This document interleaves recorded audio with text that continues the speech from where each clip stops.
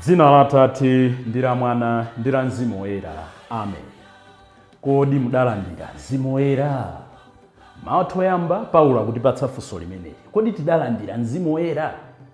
Eya kapena ayi, zitengera mmene timaukhalira moyo uno.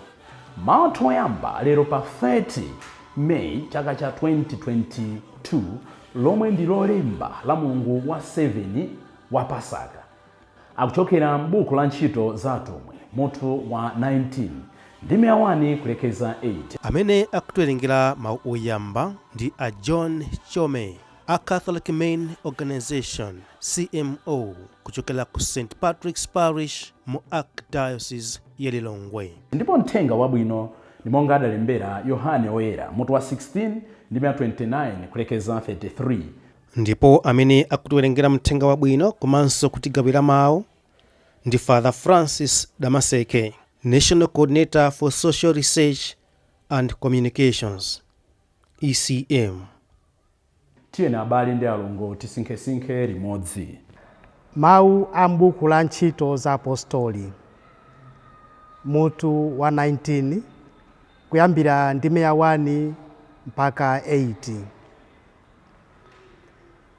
Pamene Apolo anali ku Korinto, Paulo adayendera maiko apamtunda nakafika ku Efeso. Kumeneko adapezako ophunzira ena ndipo adawafunsa kuti, kodi mudalandira Mzimu Woyera pamene mudakhulupirira? Iwo adati, nkumva komwe sitinamve kuti kuli Mzimu Woyera. Paulo adawafunsa kuti, nanga tsono mudabatizidwa ndi ubatizo wotani? Iwo adati, ndi ubatizo wa Yohane. Paulo adati, Yohane ankabatiza anthu otembenuka mtima, koma iye yemwe ankauza anthu kuti akhulupirire wina amene anali kudza pambuyo pa iyeyo. Winayo ndiye Yesu.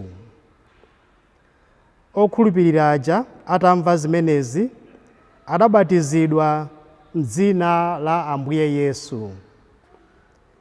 Pamene Paulo adawasanjika manja, Mzimu Woyera adadza pa iwo, ndipo adayamba kulankhula zilankhulo zosadziwika ndi kumalalika mawu ochokera kwa Mulungu. Anthuwo onse pamodzi analipo ngati 12. Paulo adalowa m'nyumba ya mapemphero ya Ayuda, ndipo pa miyezi 3 adakhala akulankhula molimba mtima. Ankakamba ndi anthu za ufumu wa Mulungu, nayesa kuwakopa. Mawu a Ambuye. Mawu a mthenga wabwino monga adalembera Yohane Woyera. Ulemu kwa inu Ambuye. Mutu wa 16 ndime ya 29 kulekeza 33. Pa nthawi yomweyo ophunzira ake adati, apo ndipo tsopano mukuyankhula momveka osatinso mophiphiritsayi. Tsopano tadziwa kuti inu mumadziwa zonse, ndipo palibenso chifukwa choti munthu akufunseni mafunso. N'chifukwa chake tikukhulupirira kuti ndinu ochokera kwa Mulungu. Yesu adawayankha kuti, kani mwakhulupirira tsopano? Nthawi ili kudza ndipo yafika kale pamene mudzabalalikira aliyense kunka kwawo, ine kundisiya ndekha. Komabe sindili ndekha pakuti Atate ali nane. Ndakuwuzani zimenezi kuti mukhale nawo mtendere pakukhulupirira ine.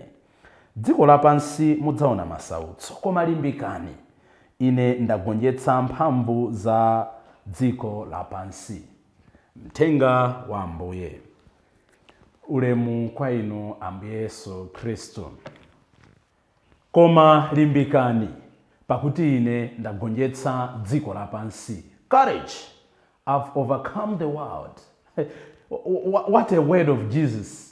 Pamene akulimbitsa chikhulupiriro cha ophunzira ake. Limbikani, ine ndagonjetsa dziko lapansi.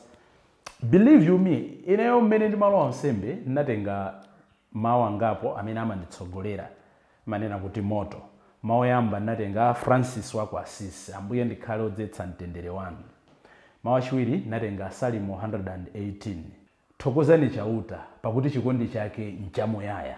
Ndipo mawu otsirizira ndinatenga pa Aroma 12 ndi ma 12 amene amanena kuti muzikhala okondwa chifukwa cha chiyembekezo chanu, muzipirira pakati pa masautso, ndipo muzipemphera nthawi zonse. So mwachidule Chingerezi timanena kuti rejoice always, persevere in persecutions, and pray always. Komano nditakhala kuti ndapatsidwanso mpata kulowa nsembe lero, ndikukhulupirira ndithonjezera mawu amenewa kuti courage, I've overcome the world. Ndi mawu amphamvu. Timakumana ndi mavuto osiyana-siyana, nthawi ina timataya mtima, nthawi ina timabwerera mbuyo kuti kumabanjala mbuye.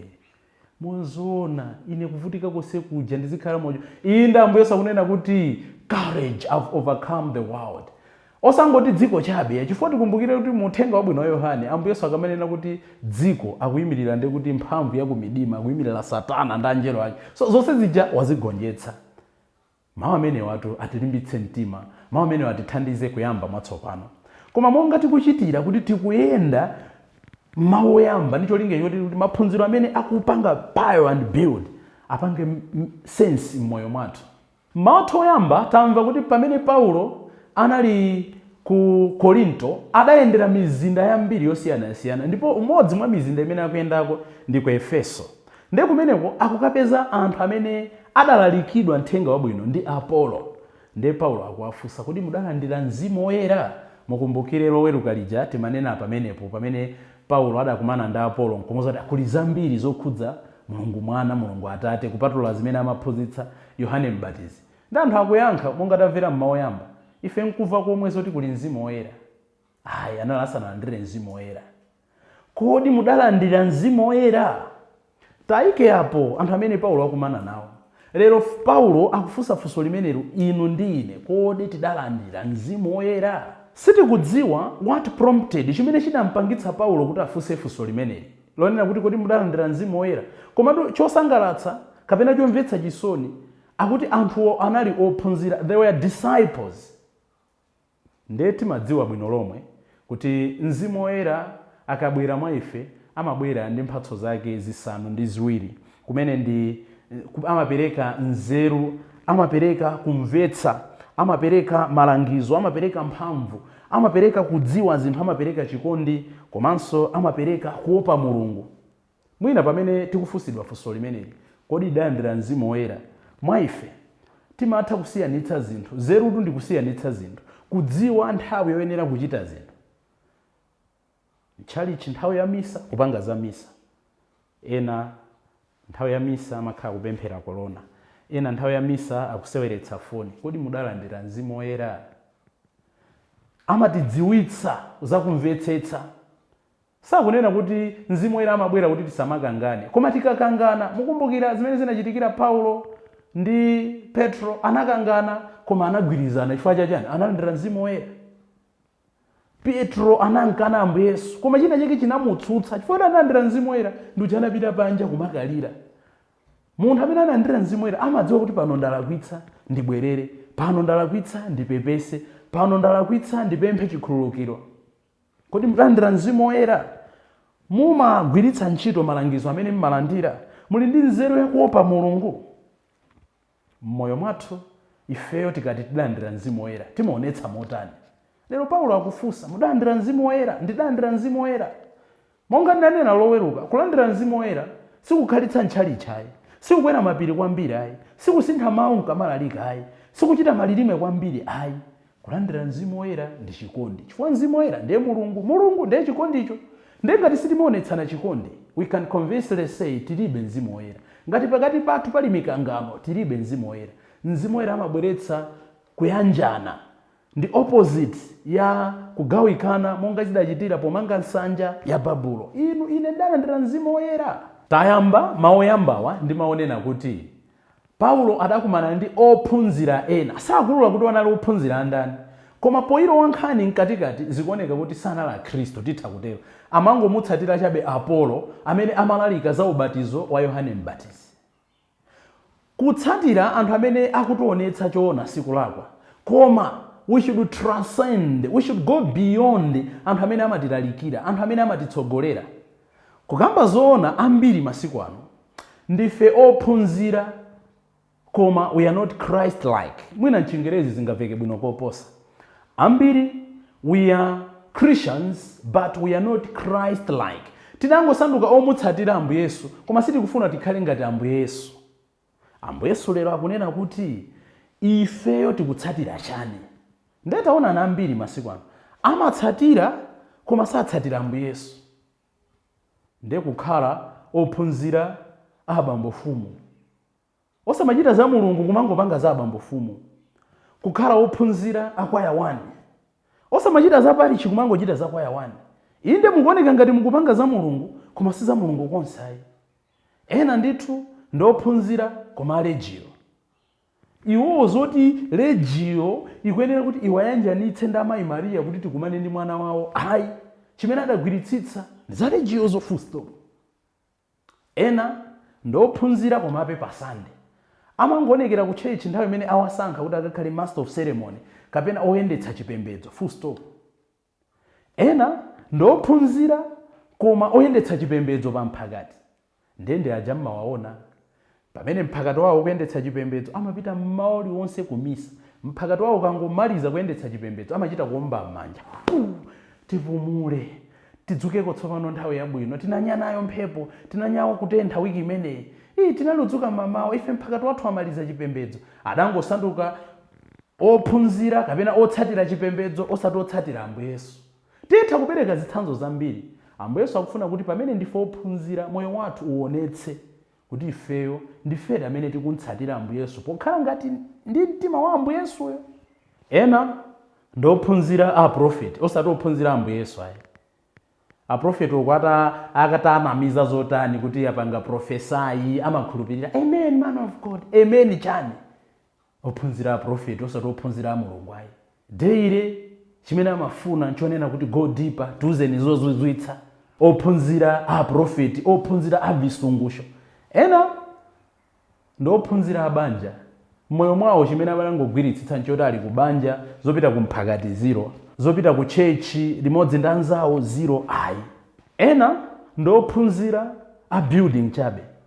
Ndanthu ajamati akasamuka parish A kupita parish B. Azikakamirabe kudzapemphera ku parish A. Amanga nyumba yawo kwina kwake uko safuna azipemphera ndi anzawo kumene kuti azibwerabe ophunzira a structure osati ophunzira Ambuye Yesu ayi. N'chifukwa chake Paulo akufunsa kuti mudalandira Mzimu Woyera. Olandira Mzimu Woyera amaoneka ndi ntchito zake. N'chifukwa chake muthenga wabwino tikupitiriza kuona mawu a Ambuye Yesu otsiriza, the last discourse of Jesus. Mmoyo muno tikati tilibe mavuto tikunama ndipo tikungodzinyenga, koma Ambuye Yesu anena kuti kothawira kwathu ndi kwa Iyeyo. Tisade nkhawa chifukwa Iye adagonjetsa kale dziko. Tilimbe mtima akutiteteza monga anatetezera ophunzira ake, monga anatetezera onse omutsatira. Ifenso, inunso, inenso lero akutiteteza akukhala nafe akuyendetsa moyo wathu. Courage have overcome the world. Ambuye Yesutu anadziwa kuti ndife anthu. We are human beings. Nthawi zina timakhala unpredictable, osapanganika. Nthawi zina timakhala amantha, nthawi zina timakhala osakhulupirika, nthawi zina timatha kuwapereka anzathu, kupereka mpingo wake, kuwapereka Ambuye Yesu. Tikalandira thupi la Ambuye Yesu. Amen. Koma ntchito zathu zikukana kuti talandira thupi la Ambuye Yesu. Tisataye mtima. Akunena kuti ndikutumizirani Mzimu Woyera amene adzachotse mantha onse. Iyeyo wagonjetsa komanda wa demoni. N'chifukwa chake tikuyenera kupemphera ndi chimwemwe mokondwa pozindikira kuti Ambuye ali nafe, Ambuye akutiperekeza. We may have different nature of problems with that of the apostles. Koma the peace which Jesus is giving us is the same peace he gave to them. Titha kukhala ndi mavuto osiyana, ndi nkhawa zosiyana, ndi mmene analili apostoli aja, ophunzira oyamba aja. Koma mtendere umene Ambuye Yesu akupereka ndi mtendere wake ndi omweomwewo tikankhulupirira.